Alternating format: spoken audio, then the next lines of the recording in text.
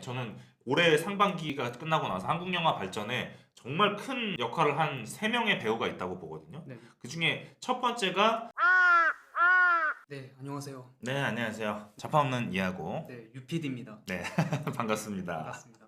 저희가 진짜 오랜만에 만난 것 네, 같아요. 3달? 네, 음. 3달 만에 와서 네, 방송을 거의 하는 것 같아요. 100일 만에 만난 것 같은데요.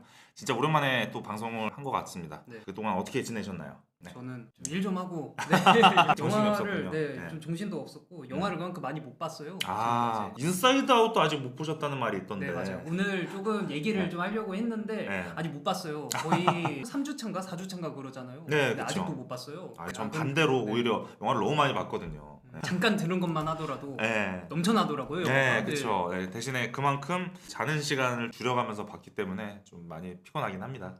그렇군요.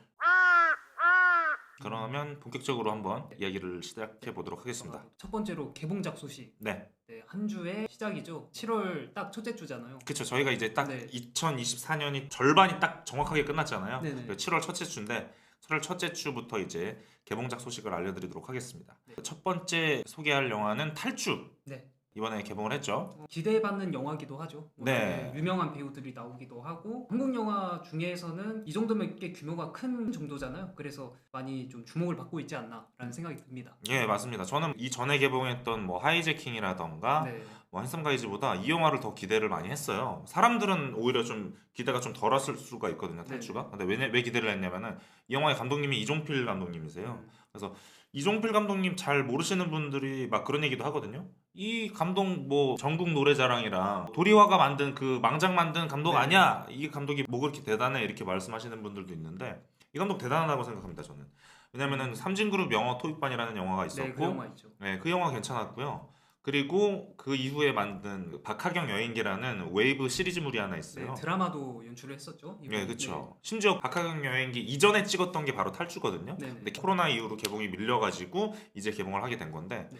이 감독님 연출 대단해요. 그러니까 최근 또래 나이대 감독님들 중에서는 불안당으로 유명하신 변성현 감독님 아시죠? 네, 그분이죠. 네, 그분이랑 이종필 감독님 이 두 분이 저는 편집 센스가 대단하다고 보거든요. 네. 그 장면 전환하는 편집 센스가 너무 뛰어나서 일단 맛있고 재밌게 그 편집을 하시는 분이라서 가장 뛰어난 감독님이 아닌가. 저도 아직 못 봤어요. 저도 아직 못 봤는데 네. 평이 되게 갈리더라고요. 뭐 괜찮았다랑 으악 별로다 이렇게 막 나뉘고 있는데 기본적으로 잘 만드시는 감독님이라서 네. 저는 기대를 하고 있습니다. 이분이 했던 영화들 나열해 보면은 네, 되게 좀 튀는 영화기는 해요. 맞아요. 드라마라든지 코미디 약간 음. 그쪽이었던 걸로 제가 알고 있거든요. 뭐 삼진그룹 영어 토익반이나 박하경 여행기 그런 거를 보면은 그쵸. 그래서 이 영화는 보면은 되게 좀 새로운 시도였던 것 같아요. 삼진그룹 영화 토익반도 여성들이 주인공이고 박하경 여행기도 여자가 주인공으로 나온 영화거든요. 이나영 씨가 나오잖아요. 네, 그렇죠. 되게 소소한 얘기를 주로 다루는 영화들을 좀 코믹하면서도 센스 있게 보여주는 영화들을 만들어 왔는데 네. 가장 최근작에서는 근데 정반대로 남성 둘이 나오면서 굉장히 뭔가 액션도 많을 것 같고 극적인 장면도 많을 것 같은 그런 장르물로 돌아오신 것 같아서 네. 이런 시도는 처음이 아닌가. 네, 탈주 저도 빨리 보고 싶네요. 네. 본 다음에 또 네. 다시 또 말씀을 드리도록 하겠습니다.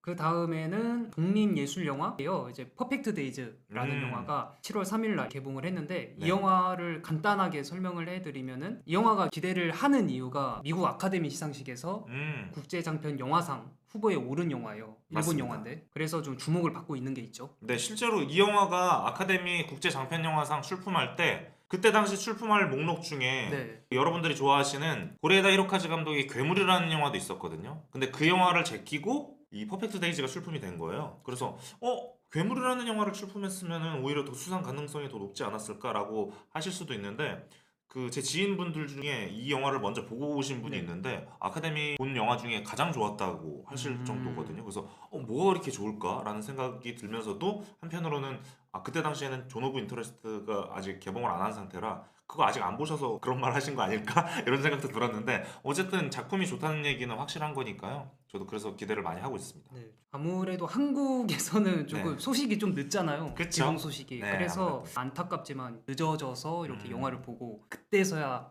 이 영화가 있었어야 됐네. 이 영화가 그럴만하구나. 약간 좀 이런 게 이제 뒤늦게 좀 나오는 것 같아요. 네, 맞아요. 실제로 저 이전 아카데미에서도 네. 파벨만스를 파벨만스. 제끼고 에브리띵 에브리어 오레원스가 수상을 할 때도 탈게 탔네 이렇게 했다가 파벨마스를 뒤늦게 본 다음에 아우 파벨마스가 탔었어야 되는데 뭐 이 생각을 했던 기억이 있습니다. 네, 퍼펙트 데이즈 기대되는 독립예술 영화입니다. 다음으로 박스오피스 얘기를 좀 한번 해보려고 해요. 네. 박스오피스에 흥행이 잘 되는 영화들, 관객들이 제일 많이 보는 영화들 위주로 한번 이렇게 나열을 해봤어요. 네. 1등은 당연히 인사이드 아웃 2. 열풍이죠. 3주차, 4주차 정도 됐잖아요. 네네. 그런데 600만이 넘었어요. 흥행세가 무섭다라고 할 수 있겠죠. 네, 이제 1, 2주 뒤에 슈퍼배드 4랑 데드풀과 울버린이 개봉을 할 텐데 그쵸. 그 전까지는 확실하게 관객들을 많이 끌어모을 것 같습니다. 계속 1등을 할 것 같아요. 네, 흥행으로 봤을 때도 국내 애니메이션 흥행 1위가 Let It Go 네, 겨울왕국 1, 겨울왕국. 2가 1위예요. 천만 영화죠. 천만 애니메이션이죠. 그거는 거의 못 꺾을 것 같고 네.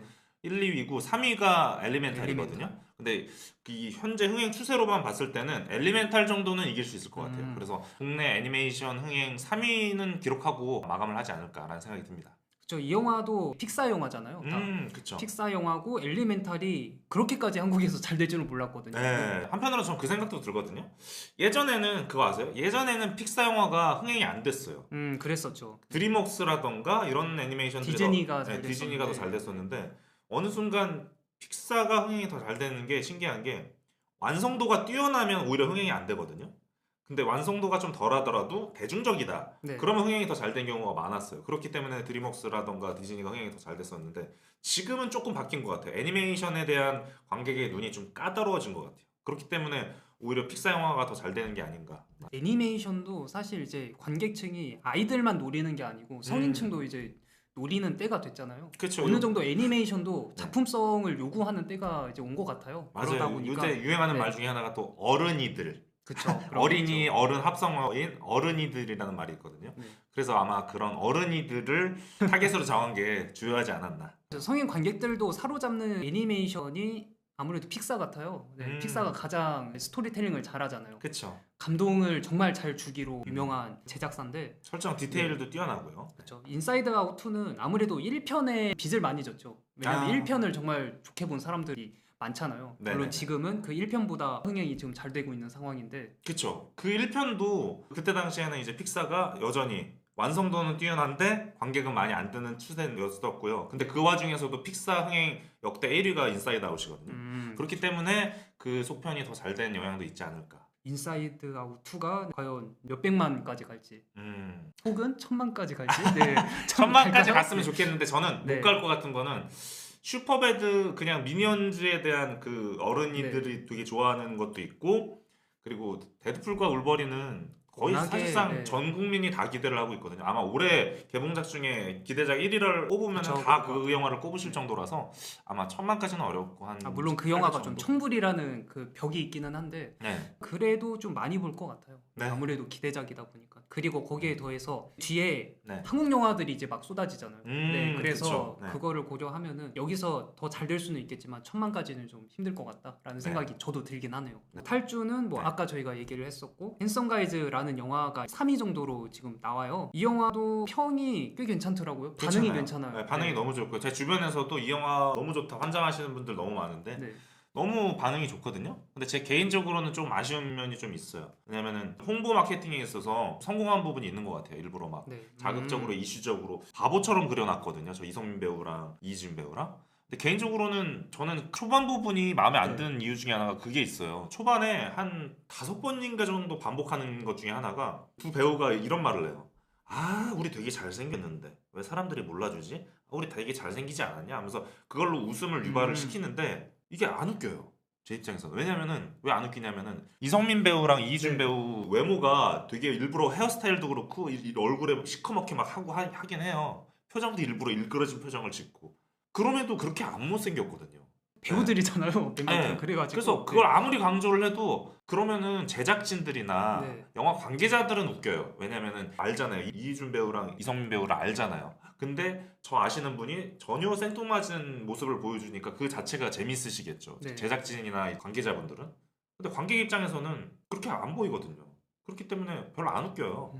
차라리 뭐 옥동자라던가 진짜 되게 정말 못생긴 걸로 희화화돼서 웃음을 줬던 그런 분들을 이렇게 했으면 오히려 더 웃길 거거든요. 그렇기 때문에 이거는 좀 그 영화 관계자들이 약간 잘못 생각하신 게 아닌가라는 생각이 드는데 그 이후부터 이제 펼쳐지는 이제 B급 감성들은 네. 그 재밌긴 한데 그것도 사실상 원작에 좀 빌린 부분이 많이 저 있거든요. 원작이 있다고 하죠. 네, 그렇기 때문에 저는 이 재밌는 부분도 더 재밌게 할 수 있는데 네. 연출에서 조금 더 못 살린 부분이 있지 않나라는 생각이 들어서 네. 이 영화랑 결이 좀 비슷한 이게 약간 B급 감성이거든요. 그쵸. 근데 B급 감성 영화 중에 기묘한 가족이라고 있어요. 그 정재영 배우 나왔었고 네네. 뭐 엄지원, 김남길 뭐 이렇게 여러 배우들이 나왔던 이정현 씨 나왔었나요? 안 나왔었나요? 그 누구지? 이수경 배우인가? 그 배우도 나왔었던 맞다. 것 같아요. 그러네요. 네. 그 되게 재밌거든요. 네. 되게 골 때리는 영화라서 좀비 영화거든요. 핸섬 가이제도 약간 좀비 같은 부분이 나오는데 결이 좀 비슷한 부분이 있는데 심지어 그 김요한 가족은 잘 안 됐어요. 그래서 어떻게 이 영화를 다들 몰라볼까 하는 답답함이 있었는데요.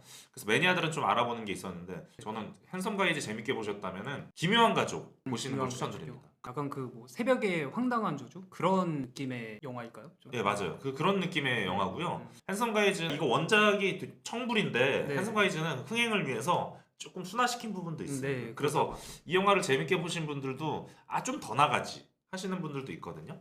그래서 그렇기 때문에 이 영화를 보신 분들은 네. 한국 영화 중에 이 영화만큼 재밌는 게 김요한 가족입니다. 한국 영화 중에서 코미디 영화는 좀 빛을 많이 못 봤잖아요. 네. 지금까지. 그런데 핸섬 가이즈 같은 경우에는 역주행 아닌 역주행을 지금 하고 있는 느낌이 들어요. 맞아요. 초반에는 되게 저조했거든요, 흥이. 네. 근데 점점 커지고 있는 것 같아요. 입소문이 나는 것 같아요. 네, 그래서 100만은 넘을 것 같고요. 시도 네. 자체는 좋은 것 같아요. 이런 한국 영화가 없었거든요. B급 감성의 이런 막 나가는 코미디 네. 이런 것들이 없었는데 그런 시도 면에서는 좋았다고 봅니다. 다양한 영화들이 나왔으면 좋겠습니다. 맞습니다. 그 다음이 하이제킹이라는 영화인데 이 영화도 개봉한 지가 2주 정도 됐나요? 네, 그렇게 거의 아는데, 한샘 가이즈랑 네. 같이 개봉을 했는데 네. 일단은 두 영화 중에서 더 성공을 한 케이스긴 하죠. 네, 128만 정도 됐어요. 현재 네. 기준으로. 한국 영화가 요즘 100만 넘기기도 힘든 상황인데 네, 128만이 넘었다는 거는 축하할 만한 성적인 것 같아요. 네, 근데 영화의 완성도는 저는 축하할 만한 음. 완성도는 아닌 것 같아요. 완성도는 좀 그렇다. 네, 좀 그랬고요. 근데 관객이 저게 100만이 넘은 이유 중에 하나는 저는 그거라고 보거든요.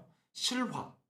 그쵸. 실화. 유명한 실화잖아요. 네, 실화인데다가 포스터만 봐도 관객들이 영화를 보는데 제일 땡겨하는 요소 중에 하나가 극적인 거거든요. 그쵸. 영화 하면은 그냥 아무 일도 안 일어나고 드라마 같은 건 별로 안 좋아하시는 분들 그러면 집에서 드라마 보지 뭐하러 영화관 가 하는 것처럼 영화관 하면 뭔가 극적이고 네. 뭔가 스릴 있고 긴장감 넘쳐야 좀 영화다라고 생각하는 경향이 있는데 네. 이 포스터만 봐도 하이제킹 포스터만 봐도 지금 약간 기장한테 네. 총을 내밀고 있잖아요. 네. 협박하고 인질범이 있고 극적인 부분이 있기 때문에 아마 그래서 하이제킹이라는 영화가 무난하게 100만을 넘지 않았나. 근데 저는 사실 이 영화 굉장히 별로였어요. 그 굉장히 네, 굉장히 별로였어요. 굉장히까지 붙일 정도로 별로였다. 네. 근데 대부분의 관객들 반응은 재작년인가 개봉했던 그 비상선언이라는 영화를 비교를 많이 네, 해요. 굉장히 많이 비슷한 면도 있고 비교를 많이 하고 있죠. 네, 그렇죠. 둘 다 한국인 악취니까 비상선언 때문에 손해봤다. 비상선언이랑 똑같겠지 하고 안 보는 사람 많은데 네. 이 영화가 먼저 개봉했으면은 이 비상선언보다 훨씬 낫기 때문에 이 영화가 적어도 비상선언보다 낫다라고 주장하시는 분들이 많아요. 근데 저는 거기에 반기를 제기하는 게 도찐 개찐이다. 오히려 더 안 좋아요.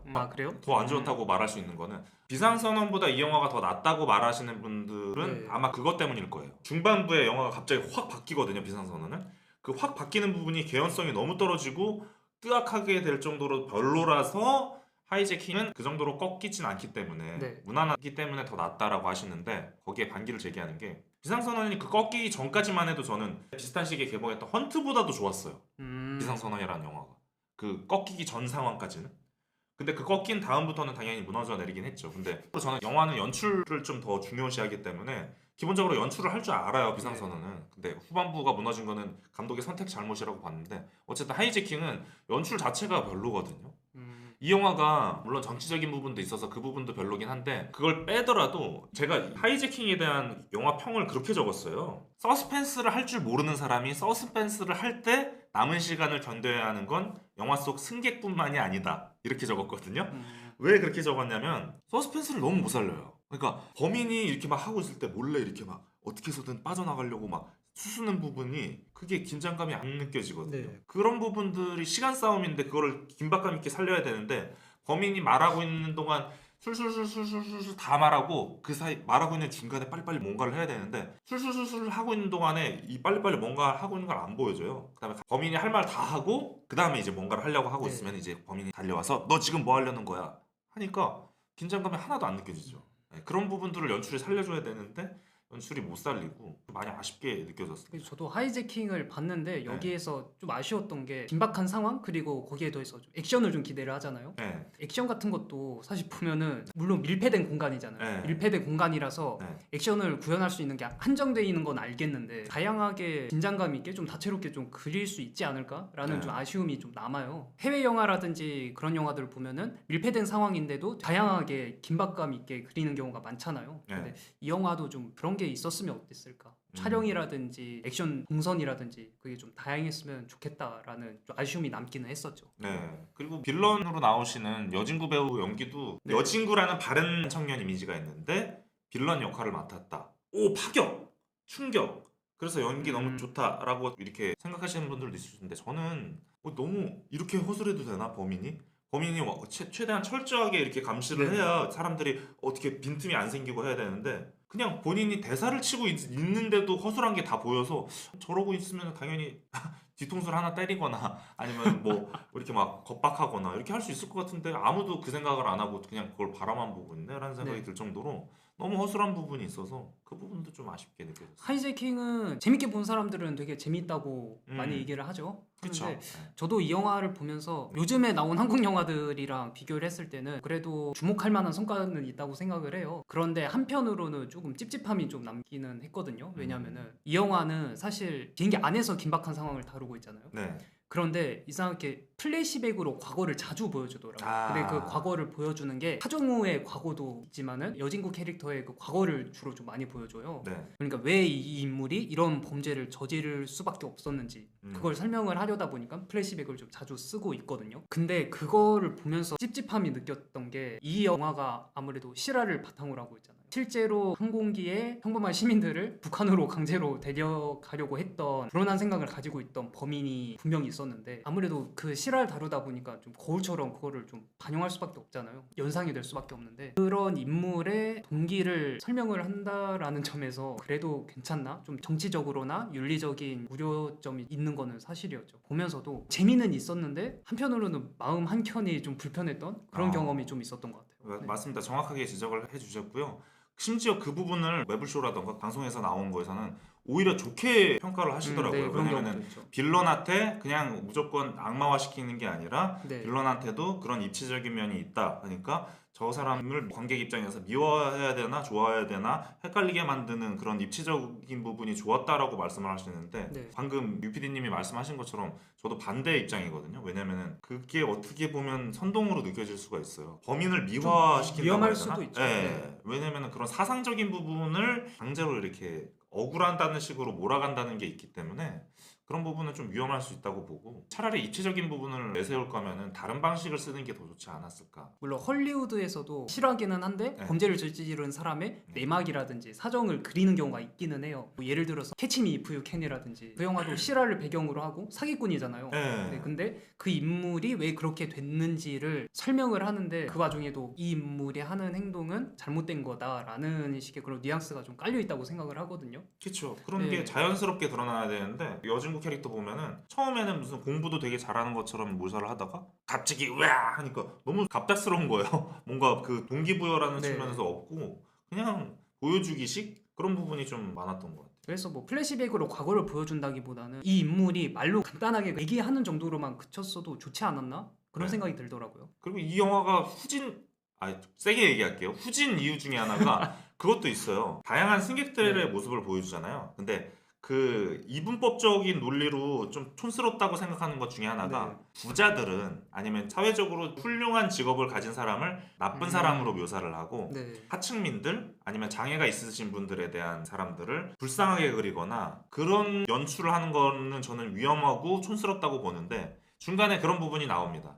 검사 캐릭터가 나오고 그 검사의 어머니가 장애가 있는 모습이 나오는데 그걸 묘사하는 부분이 저는 최악으로 생각을 합니다. 검사 아들 입장에서는 막 거들먹거리고 엄마를 무시하는 행동을 한다던가 엄마는 장애가 있으신데 그런 무시를 받고 더 불쌍한 모습을 보이는데 그러면서도 더 착한 모습을 더 보여주려고 하면서 동정심을 유발하는 그런 방법은 정말 못된 방법이라고 생각을 하고요. 그런 부분에 있어서 저는 하이지킹 별점을 더 깎은 부분이 많습니다. 다음으로 넘어가도록 하겠습니다. 네네네. 독립예술영화 쪽 얘기를 좀 해보려고 해요. 독립예술영화가 시네필들 위주로 보고 네. 일반 관객들은 좀 잘 안 보는 그런 성향이 있는데 그쵸. 그 와중에 독립예술영화가 1위를 한 게 있어요.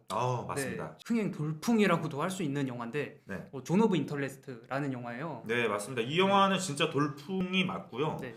존 오브 인터레스트가 지금 이제 17만 관객을 네, 돌파를 17만이 했거든요. 됐죠. 한 2, 3주 정도 있으면 20만도 돌파하지 않을까라는 생각을 하고 있는데요. 이 영화가 대단한 거는 다들 고레다이 로카즈 감독의 괴물이라는 영화를 아실 거예요. 근데 그 영화도 작년에 개봉을 해서 관객 수 50만 관객을 돌파를 했어요. 네. 근데 존 오브 인터레스트는 20만이 될까 말까에 비하면 괴물이 훨씬 더 많은 거 아니야? 라고 생각할 수도 있는데 그 개봉하는 방식이 다릅니다.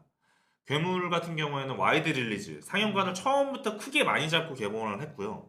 이 존 오브 인터레스트 같은 경우는 적은 규모로 개봉을 해서 입소문으로 점점 넓혀가는 전략을 세운 거라서요. 방식이 다르기 때문에 오히려 실제로는 그 괴물이라는 영화가 50만 관객을 돌파를 했음에도 불구하고 수입할 때 비싸게 주고 사왔기 때문에 50만을 그쵸. 넘었는데도 손해를 봤대요. 그 제작사 입장에서는. 그럴 정도라서 반면에 존 오브 인터레스트는 이미 손익분기점을 수입할 때 금액보다 넘겼고요. 그렇기 때문에 더 대단하다고 볼 수 있죠. 괴물 같은 경우에는 아마 제 기억으로는 CGV 같은 극장에서도 광고도 많이 나오고 많이 걸려 있었던 걸로 기억을 하거든요. 아마 그런 점에서 괴물이란 영화가 확실히 비싸게 들어오긴 했구나 그게 느껴지긴 했었어요. 네, 저도 그 얘기 듣고 좀 충격이긴 했습니다. 괴물 좋아하시는 분들 정말 많거든요. 그래서 와, 관객들이 이 영화를 알게 된 건 좋은데 수입사 입장에서는 진짜 피눈물을 흘렸다는 얘기를 듣고 와, 너무 충격이긴 했습니다. 분명 잘 되고 있는 건 맞는데 네. 워낙에 비싸다 보니까 네, 이렇게 더 잘 됐어야 되는데 인 거죠. 그런 부분에서 아쉬운 점이 있는데 존 오브 인터레스트도 처음에 수입할 때는 걱정이 많았대요. 왜냐면 이 영화가 흥행이 당연히 안 될 거라고 생각을 한 거죠. 아카데미 시상식 때도 작품상 후보 목록 중에 제일 안 유명하고 감독도 안 유명하고 네, 감독도 그러다 보니까. 지금이야 조나단 글레이저 네. 너 팬이에요 막 하는 사람들이 늘었는데 그때 당시에는 시네필조차도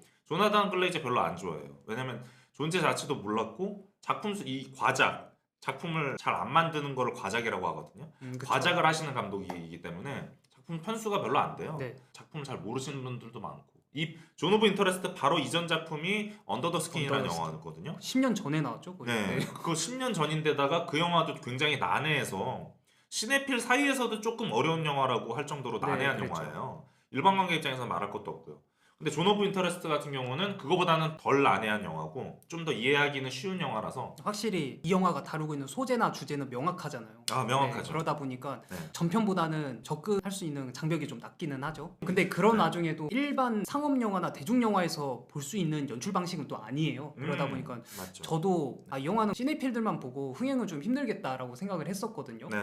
그래서 저희도 얘기를 했었던 게 이 영화는 뭐 10만 못 넘겠다 뭐 약간 그런 얘기를 했었잖아요. 네, 근데 맞아요. 지금 어느덧 지금 17만이 됐고 네. 아마 더 모을 것 같아요. 네. 저는 이게 너무 신기해요. 일반 관객이 이 영화를 좋아한다는 것 자체가 그렇죠. 전혀 예상을 못했어요. 왜냐면은 기본적으로 일반 관객들은 영화를 보고 기분이 나빠요. 그러면 그 영화 별로인 경우가 많거든요. 근데 영화가 좀 후졌어요. 근데 기분이 좋아요. 영화 끝나고 개운해 뭔가 사이다야. 그러면은 좋은 영화. 이런 경우가 많아요. 일반 그쵸. 관객 입장에서는. 약간 좀 음. 어두운 주제를 다루거나 네. 영화가 되게 좀 불편한 감정을 주면은 좀 네. 거부감이 들죠. 아무래도. 그렇죠. 네. 그런 경우가 많기 때문에 저는 존 오브 인터레스트 처음 보고 느낀 게 진짜 참담하고 참혹하다. 하면서 봤는데 그쵸. 영화가 너무 좋다 하면서 저는 심지어 이 영화를 6번 봤거든요. 지금까지요? 네. 너무 좋아서 6번을 봤는데 그 정도로 이 영화 훌륭한 영화고 좋은 영화라고 생각을 하고 있습니다. 이 영화도 정말 할 얘기도 많고 네, 한번 방송에서 그래서 이 영화를 특집으로, 특집으로 네. 한번 다뤄보고 싶을 정도인데 많은 관객들이 그런 기분에 취하지 않으셨으면 좋겠어요. 뭐 기분 좋게 끝나면은 좋은 영화, 기분 나쁘게 끝나면 나쁜 영화, 별로인 영화 그런 선입견을 안 가져주셨으면 좋겠고요. 그런 말 많이 하거든요. 몇몇 사람들이 네. 예를 들어 실화를 다뤘는데 이 영화처럼 되게 참담한 실화를 다뤘다 그러면은 난 그런 영화 아직 볼 준비가 안 됐어 라고 말하는 관객들 많은데 그럴 때마다 저는 그런 말을 해요. 그럼 아직 준비가 안 됐으면 언제 볼 건데? 라고 말하면 뜨끔하면서 속으로 속마음은 그래요. 사실 볼 마음이 아예 없다고 말하면은 없어 보이니까 그냥 이렇게 회피했던 건데 들켰네? 라고 생각을 하실 건데 그 정도로 너무 이렇게 무겁고 어두운 영화를 네. 싫어하지 않으셨으면 좋겠다는 생각이 듭니다. 이 영화가 영화적으로 흔치 않은 경험을 선사를 해줘요. 그리고 이 영화가 사운드라든지 영상미의 매력을 느끼기에는 극장에서 봐야 되거든요. 맞아요. 그래야 다 느낄 수 있기 때문에 극장에서 보시는 거를 추천드립니다. 프랜시스 푸부터 할게요. 네. 프랜시스 푸 제가 본 영화에 대한 별점과 후기를 남겨드리도록 하겠습니다. 일단은 유피디님 말고 저 자파 없는 이하고가 본 영화 중에서 저는 아직 못 봤어요. 프랜시스 프를. 아직 못 보셨죠? 근데 저는 제가 이 영화 후기를 설명드리려는 이유는요. 제가 올해 만점 준 영화가 4편이거든요. 네. 첫 번째가 추락의 일부, 추락의 두 번째가 오키쿠와 세계, 세 번째가 챌린저스, 네 번째가 존 오브 인터레스트거든요. 그리고 다섯 번째가 이 영화가 될까 말까 지금 고민 중인데 한 번 더 보고 판단하려고 하는데 그 정도인가요? 네, 그 정도입니다. 그 정도로 이 영화가 너무 좋았고요. 존 오브 인터레스트 보고 바로 이 영화를 봤기 때문에 그거보다는 존 오브 인터레스트가 더 좋기 때문에 만점을 안 주려다가도 퓨리오사가 제가 4개 반을 줬거든요. 근데 퓨리오사보다는 조금 더 나은 것 같다는 생각이 들어서 5개를 줘야 되는데 하면서 지금 망설이고 있는데 어쨌든 그 정도로 좋게 본 영화고요. 이 영화가 그 제목이 프렌치 스프잖아요. 네. 근데 이게 이 영화 원제가 특이사항이 있는데 종류가 3종류예요. 네. 이 영화가 프랑스 영화인데 프랑스 원제는 남자 주인공 극중 이름이 도댕 부팡이에요. 네. 도댕 부팡의 열정, 요리에 대한 음. 열정이라고 해야 되나? 그걸 보여주는 영화이기 때문에 제목을 그렇게 지었고요. 네. 근데 그렇게 하면은 국내에서 흥행이 안 되겠죠. 그렇기 때문에 그쵸. 우리나라에서는 있어 보이게 프렌치라는 말 되게 있어 보이잖아요. 뭔가 고급져 보이고. 그래서 프렌치 수프 해서 우리나라에서는 프렌치 수프로 개봉을 했고요. 프렌치 키스처럼 약간. 아, 그렇죠. 네. 프렌치 키스 같은 느낌도 네. 있고요. 근데 미국에서는 심지어 미국 제목은요. 테이스트 오브 띵스거든요. 그래서 약간 뭔가 풍부한 맛, 맛있는 풍미 뭐 이런 거를 상징하는데 제목 자체가 일단 3종류로 다른다는 점이 특이한 점이고요. 트라난 홍 하면은 그린 파파의 향기로 되게 유명한 감독이거든요. 네. 어렸을 때부터 이제 이민을 오셔서 프랑스에서 사신 감독인데 이용철 평론가의 평 때문에 엄청 화제가 됐었거든요. 어떤 평이요? 논란이 많이 됐었는데 프란 안홍 감독님은 이미 이민을 일찍 오셔서 프랑스에서 사셨기 때문에 이미 네. 프랑스인이에요. 근데 그렇죠. 네. 이용철 평론가님이 평을 그렇게 쓰셨거든요. 아유 이제 프랑스인 다 됐네.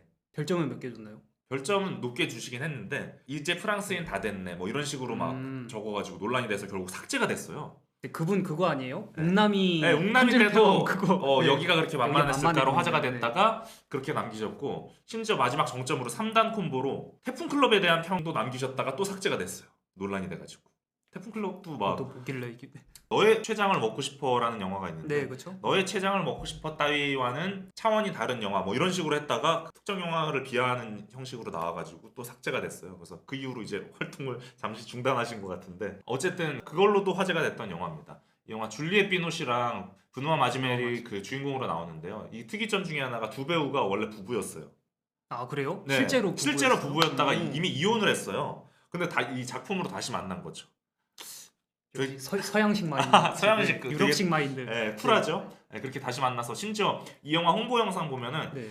감독님이랑 두 배우랑 셋이서 노래 부르면서 영상으로 찍어서 홍보 영상 중에 그것도 있거든요. 그 정도로 되게 쿨하게 아무렇지도 않게 촬영을 하신 작품인데 심지어 이 두 배우가 낳은 자녀분이 이 영화를 보고 감동을 받았다는 일화가 있어요. 왜냐면은 두 부부가 이미 헤어져서 이제 함께하지 못하지만 네. 영화 속에서 다시 행복한 모습을 보여주는 영화거든요. 그렇기 때문에 그 자녀분 입장에서는 되게 감동하신 부분이 있는데 그런 의미에서도 되게 특별한 영화고요.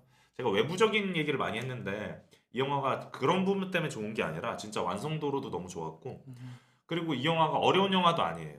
되게 힐링 영화라고 할 수 있거든요. 그래서 요리 영화로 되게 힐링하는 영화 뭐 리틀 포레스트라던가 뭐 아메리칸 셰프 이런 영화들로 요리 영화 되게 좋아하시는 분들 많은데 그 영화랑 결을 같이 합니다. 그 정도로 영화가 되게 편안하고 힐링하게 되고 감동을 주는 부분들이 많고요. 그리고 이 영화는 여성 영화예요. 여성에 대한 존중을 되게 많이 보여주는 영화이기 때문에 여성분들이 보면은 정말 더 감동하시는 부분이 있거든요. 근데 몇몇 분들은 이 영화가 여성 비하적이고 남성 우월적이라 해서 비판하시는 분들도 몇 분 계세요. 근데 물론 그렇게 생각할 수도 있겠지만 저는 전혀 그렇게 생각하지 않고 오히려 여성을 위한 영화라고 생각을 하거든요. 그렇기 때문에 저는 여성 영화를 되게 좋아하는 제 입장에서도 되게 좋은 영화라고 생각을 하고 있습니다. 제가 이 영화에 대한 아까 별점은 뭐 4개 반 정도라고 말씀을 드렸는데 이 영화에 대한 한 줄 평을 말씀드릴게요. 네. 이 영화에 대한 한 줄 평은요. 요리에 대한 사랑, 존경, 그리고 찬미 이렇게 적었습니다. 왜 보통 찬사라는 말을 많이 하는데도 불구하고 찬미라는 말을 썼는데요. 왜 그러냐면요. 찬사라는 말은 존경의 말을 직접적으로 한다는 뉘앙스가 있어요. 그렇기 네, 때문에 그쵸. 찬미 같은 경우는 말로 하기보다는 좀 다른 방식으로 칭송하는 게 찬미인데 이 영화에서도 보면은 요리사에 대한 존경이나 그런 부분들을 요리하는 과정들 그리고 그런 은유적인 메타포적인 부분으로 암시적으로 보여주는 부분이 많기 때문에 그런 부분들이 제 입장에서는 더 훌륭하게 느껴진 거죠. 직접적으로 말로 한 게 아니기 때문에 그렇기 때문에 이 영화를 존경하고 찬미를 보내고 네. 싶습니다. 찬사하면은 뭔가 띄워주거나 네, 칭찬하거나 너무 좀 그런 띄워주고 막 느낌인데 방방 뛰는 느낌이 있는데 그쵸. 저는 찬미? 프렌치 수프가 음식을 다루고 있는 영화잖아요. 어떻게 다뤘을까 이 영화가 좀 그래 음, 궁금한 생각이 있어요. 부모님이랑 보셔도 되게 좋을 거예요. 네, 음, 저 어머님이 항상 물어보거든요. 같이 볼 영화 중에 좋은 영화 없나 하면은 항상 네, 제가 없네요. 항상 이렇게 말씀드려요. 진짜 없어서. 왜냐면은 어머니 취향이실 만한 작품들이 많이 없거든요. 저희 어머님께서는 우아하고 귀품 있고 아, 그러면서도 감동적이고 너무 어렵지 않은 영화 그런 영화를 좋아하시는데 헐리우드 영화나 고급스러운 영화, 클래식한 영화 되게 좋아하신단 말이에요. 그런 영화에 딱 어울리는 영화라서 이 음, 영화 부모님이랑 보시기를 추천드립니다. 존 오브 인터레스트를 볼 수는 없으니까. 그 영화는 좀 그렇죠. 네, 네, 그 영화는 그쵸. 너무 참혹해서. 네, 프렌치 수프라는 영화였습니다. 네. 다음에 할 얘기가 이제 밤낚시라는 영화가 있어요. 네, 밤낚시라는 영화를 말씀드리려는 이유는요. 이 영화가 할 얘기가 되게 많은 게 영화 외적으로도 할 얘기가 되게 많아요. 이 영화 자체가 이슈가 많이 됐어요. 영화가 12분짜리거든요. 근데 광고가 길면 15분까지도 나가요. 그쵸. 광고보다도 짧은 영화거든요. 그걸로 화제가 많이 됐었는데 이 영화를 만든 감독님이 문병군 감독님인데 네. 손석구 배우랑 친분이 있으세요. 원래 장편을 작품을 같이 해볼까 하다가 좀 약간 딜레이가 된 상황에서 이런 프로젝트를 갑자기 제안받고 하게 됐는데 문병군 감독이 한국에서 되게 유명한 감독님이세요. 왜냐면은 칸 영화제에서 황금종려상이 되게 유명하잖아요. 그쵸. 단편 영화 황금종려상을 받으신 유일한 감독님이세요. 세이프라는 영화의 장편화를 추진하고 있다가 잘 안 됐었는데 그런 와중에 이 영화를 만드신 거라서 얼마나 잘 만들었을까에 대한 호기심도 있고요. 무엇보다 손석구 배우가 이 영화에 처음으로 제작을 참여를 했거든요. 네. 그 정도로 이 작품에 대한 열의를 보이셨고 이 영화가 현대자동차 협찬을 받은 네, 합작품이에요. 그렇다고 하더라고요. 네, 그래서 아이 그럼 차광고 영화네 이렇게 생각할 수 있는데 이 영화 보시면은 차가 박살이 나는 장면이 나와요. 음, 그럼 말이 안 되잖아요. 차광고를 해야 되는데 차가 박살이 난다. 그 정도로 이제 그 부분에 대해서 허락을 하신 거죠. 현대자동차 입장에서도 그 정도로 협상을 잘 했고 손석구 배우가 그리고 한국 영화의 단점 하면은 사운드가 잘 안 들려서 뭔 그쵸, 말하는지 그런 게 모르겠다. 그래서 자막 좀 띄웠으면 좋겠다는 논란이 좀 많이 있었는데 한국말인데도 자막이 있어야 되냐 없어야 되냐 말 많을 정도인데 이 영화 사운드는 영국에서 작업했고요. CG 작업은 독일에서 작업을 했어요. 5분밖에 안 되는데. 네. 그 정도로 완성도에 심혈을 기울인 네. 작품이고 그리고 이 영화의 개봉 수익은 보통 제작사 반, 극장 측 반 이렇게 가져가는 경우가 있는데 100%다 극장한테 넘겼어요. 제작사의 수익이 없어요. 흥행이 돼도. 그 정도로 손석구 배우가 엄청난 결단을 내린 작품이고요. 그리고 실제로 한국 영화 도와주세요, 도와주세요 말만 하는데 아니 솔직히 완성도 후진인데 도와주라고 해봤자 그래도 안 가잖아요. 너무 후지니까. 볼만해야 아니, 볼만해야 가죠. 가죠. 근데 손석구 배우가 대단한 거는 그런 시도를 했다는 거죠. 별로야? 그러면 알겠어. 10분짜리인데 요금이 1,000원이야. 10분에 1,000원 가성비 대박인데? 하면서 실제로 관객들이 이 영화를 본 거죠. 그래가지고 무려 4만 명이 이 단편 영화를 봤고요. 심지어 앞으로도 이런 프로젝트가 나올 거라는 암시까지 주고 있기 때문에 활성화가 돼서 이걸 계기로 한국 영화의 다양성이 더 열릴 수 있지 않을까라는 생각도 듭니다. 네, 여러모로 의미가 큰 영화 같아요. 네, 저는 올해 상반기가 끝나고 나서 한국 영화 발전에 정말 큰 역할을 한 3명의 배우가 있다고 보거든요. 네. 그 중에 첫 번째가 이재훈 배우. 이재훈 배우가 유튜브를 개설했는데 개인 유튜브 그냥 개설한 거 아니야 할 수 있는데 그 배우가 유튜브에서 주로 다루는 내용은 전국에 있는 한국 독립예술영화관을 찾아다니는 거예요. 그러면서 그 영향력 있는 그 배우가 찾아다니니까 많은 시청자분들이 알게 되는 거잖아요. 예술영화관을. 관심이 생기게 되는 거고. 그래서 한국 영화 발전에 큰 도움이 되는 것 같고요. 그리고 두 번째는 존 오브 인터레스트를 수입한 소지섭 네. 배우님인데 소지섭 배우님이 존 오브 인터레스트뿐만 아니라 악마의 토크쇼라던가 네, 그런 영화. 그 다양성 영화를 많이 수입을 많이 해주셨어요. 그래서 관객들에게 이제 영화 보는 눈 감시관을 넓힌 그런 큰 역할을 하신 배우이기 때문에 소지섭 배우 그리고 마지막으로 손석구 배우가 이렇게 네. 방금 아까 제가 말씀드린 부분처럼 한국 상업 영화의 저변을 넓히신 너무나 힘든 와중에서도 그 빠져나갈 돌파구를 마련해 줬다는 측면에서 정말 큰 역할을 한 영화이고 그런 배우라고 생각이 듭니다. 네, 한번 밤낚시에 대해서 네. 이렇게 저희가 이야기를 해봤습니다.